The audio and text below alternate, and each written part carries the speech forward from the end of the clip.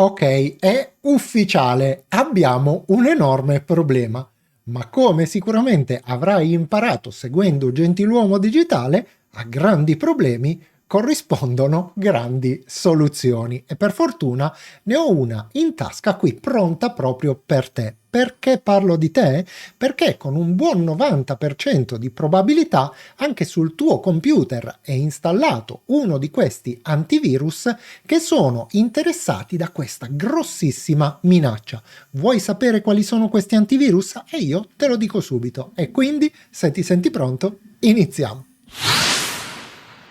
Ma prima di gettarci a bomba nell'argomento del giorno non vorremmo certo dimenticarci le buone maniere nei confronti delle divinità del tubo che, come ben sai, sono sempre lì pronte alle nostre spalle con il loro occhietto guardingo a vedere che non cadiamo in fallo e quindi, onde non indispettirle, procediamo anche oggi con il nostro consueto rituale apotropaico. Disclaimer: i contenuti di questo video sono esposti a puro scopo informativo ed educativo. Andiamo avanti, va? Ebbene sì, mentre questa mattina ero tutto gioioso all'idea di iniziare una nuova giornata ed avevo appena immerso le mie sacre gocciole nel latte, come vedi queste sono rimaste a metà perché mi sono strozzato leggendo questa notizia. Vediamo di che cosa si tratta. La rivista di settore Security Info titolava in questo modo abbastanza fuorviante a mio avviso. Hacker usano un anti-rootkit di Avast per disabilitare le difese dei sistemi e dentro di me ho detto caspita, nonostante che li abbia avvisati, molti dei miei clienti utilizzano Avast e quindi mi toccherà metterli in guardia, ma le cose in realtà stavano molto ma molto peggio di così. Se infatti procediamo nella lettura dell'articolo, leggiamo che di recente i ricercatori di Trellix hanno scoperto una nuova campagna di malware che utilizza un driver di un anti-rootkit di Avast per disabilitare le difese dei sistemi e prenderne il controllo. Di fatto questi attaccanti sfruttano i software stessi di sicurezza come un'arma per ottenere il controllo del sistema ed eseguire azioni malevole, cosa che di per sé non sarebbe neanche una novità assoluta, ma succede dell'altro.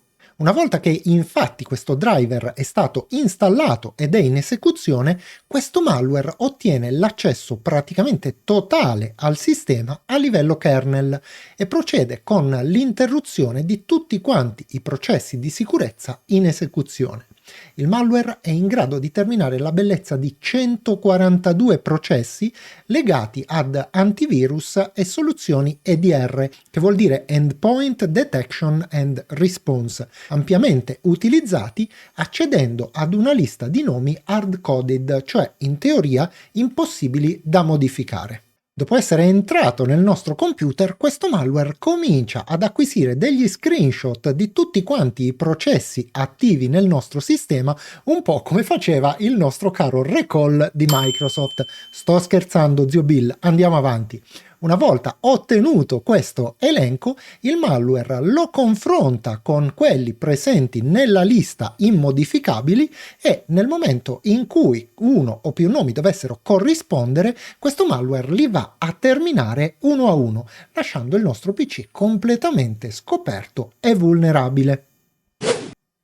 Insomma, non lo so se mi sono spiegato chiaramente, ma ad essere a rischio non è solamente il computer che utilizza Avast, ma qualsiasi computer che abbia installato un antivirus che faccia uso anche di uno solo di quei 142 processi che ti ho mostrato in quella lista. Il ricercatore che ha scoperto questa vulnerabilità ci propone anche una soluzione, ma in tutta franchezza si tratta di una soluzione molto difficile da mettere in atto soprattutto a livello domestico e soprattutto di una soluzione già superata, perché una volta tanto è stato lo zio Bill a metterci una pezza, incredibile ma vero. Ebbene sì, perché devi sapere che periodicamente, grazie agli aggiornamenti di sicurezza, Microsoft provvede ad inserire in una blacklist tutti quanti i driver potenzialmente vulnerabili e forieri di problemi. esattamente come è successo con questo aggiornamento del 13 agosto 2024 che è andato ad inserire in una blacklist tutti quanti questi driver che potevano creare potenziali problemi di sicurezza ai nostri sistemi. Tuttavia, questo aggiornamento ormai, dato che questa minaccia è più recente, è diventato un pochino obsoleto. E allora come facciamo a proteggere le nostre macchine nel frattempo? Ebbene, sia che tu utilizzi uno di questi antivirus menzionati nell'articolo, che sono quelli ufficialmente interessati da questo problema, sia che tu ti avvalga di un altro strumento di protezione, da parte mia ci sono 3 consigli che ti suggerirei veramente di seguire. Il primo è quello di non utilizzare mai sulla tua macchina un account amministrativo, perché questo malware, per poter funzionare, ha bisogno di lavorare per mezzo di un account di questo tipo.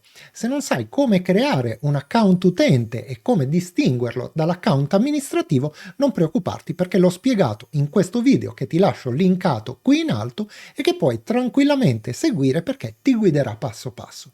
Gli altri 2 consigli sono quello di utilizzare solo driver firmati digitalmente e di attivare assolutamente gli aggiornamenti di sicurezza. Ma come, Vito?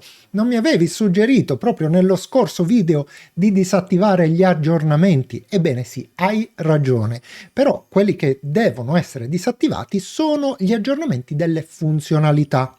Ma come si fa a disattivare solo gli aggiornamenti delle funzionalità e non quelli di sicurezza? E come si fa ad utilizzare solamente driver firmati? Ebbene, te lo faccio vedere subito. Siccome l'operazione è un pochino complessa e rischiosa se si fa qualche passo falso, ho pensato, tanto per cambiare, di creare un bello script. Per procurarcelo faremo come al solito, e cioè apriremo il nostro browser e nel motore di ricerca andremo a digitare Gentiluomo Digitale. Effettuiamo la nostra ricerca e facciamo riferimento al primo risultato, ovvero quello relativo al dominio gentiluomodigitale.it. Clicchiamo per aprire il sito e una volta che si sarà aperto ci porteremo qui in alto su questa sezione che si chiama Downloads. Una volta aperta la pagina ci basterà scendere un pochino più in basso fino ad individuare questo download qui, che ho chiamato un po' fantasiosamente Sec Updates, cioè update o aggiornamenti di sicurezza. Nel caso in cui non dovessi riuscire a trovarlo per qualsiasi motivo, niente paura, ti basterà andare qui in alto a destra sulla lente di ingrandimento, cliccarci su e digitare nella barra di ricerca appunto la stessa parola, cioè Sec Updates. Effettuiamo la nostra ricerca e vedrai che il file ti comparirà qui sulla sinistra. Ti basterà fare un clic per scaricarlo e vedrai che in pochissimi secondi sarà presente sul tuo computer. Facciamo un clic anche sul file appena scaricato per andare ad aprire la cartella compressa e potremo chiudere invece la finestra del browser retrostante che non ci serve più. All'interno della cartella, come vedi, ci sono 2 file. Il primo si chiama solo update di sicurezza e il secondo riattiva tutti gli update. Andiamo a selezionarli entrambi e trasciniamoli sul nostro desktop per comodità, dopodiché potremo tranquillamente chiudere la cartella compressa. Il file che ci interessa in questo momento è quello che si chiama solo update di sicurezza.bat. Ti mostro esattamente che cosa fa. Come puoi vedere, come prima cosa, il nostro file va ad acquisire i privilegi amministrativi. Dopodiché va ad attivare solo gli aggiornamenti di sicurezza, lasciando disattivati invece tutti quelli relativi alle funzionalità, che come ben sappiamo ci creano problemi soprattutto in questo periodo. Terminata questa operazione, va ad attivare una chiave che si chiama driver signing, cioè una chiave di registro che fa sì che sul nostro computer vengano installati solo ed esclusivamente driver firmati, e questo taglia completamente la testa al toro, perché i driver che vengono utilizzati dal malware non possiedono la firma e quindi non potrebbero essere eseguiti. Andiamo quindi ad agire su 3 fronti. Il primo è che gli neghiamo i privilegi amministrativi perché utilizzeremo un utente di base. Il secondo è quello di avere comunque sempre attivi gli update di sicurezza che dovrebbero a brevissimo essere aggiornati e proteggerci da questa minaccia. Ed il terzo, quello di togliergli la possibilità di installare un driver farlocco che non è provvisto di firma digitale. Tutto qui. Per lanciare questo file, naturalmente, tutto ciò che dobbiamo fare è un semplicissimo doppio clic. Come vedi, ci verranno richiesti i privilegi amministrativi che gli daremo cliccando sul pulsante sì e in un mezzo secondo ci farà un riassunto di tutto quello che è stato fatto, ovvero che gli aggiornamenti di sicurezza sono stati attivati mentre gli aggiornamenti delle funzionalità restano disattivati e la chiave di registro driver signing è stata aggiunta con il valore 2 per forzare l'uso di driver firmati. Problema risolto.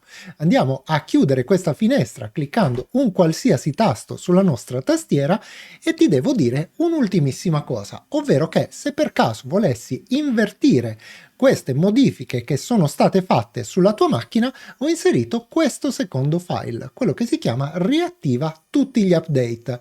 Quello che farà sarà andare appunto a riattivare tutti quanti gli update, quindi anche quelli delle funzionalità, ma andrà inoltre a cancellare la chiave di registro relativa ai soli driver firmati e quindi la tua macchina tornerà esattamente come era prima. Che vuoi di più?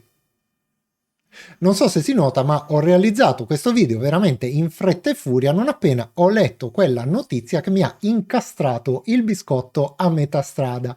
Quindi ti chiedo scusa per il montaggio un pochino frettoloso e se ho commesso qualche piccola papera, che comunque fa parte dello stile di questo canale, assolutamente pane e salame. Ma veniamo a noi e soprattutto agli immancabili ringraziamenti del giorno, che quest'oggi sono tutti per te, che hai guardato questo video, mi hai fatto compagnia nel corso di questi minuti e detto questo non mi resta che salutarti e darti come di consueto appuntamento alla prossima.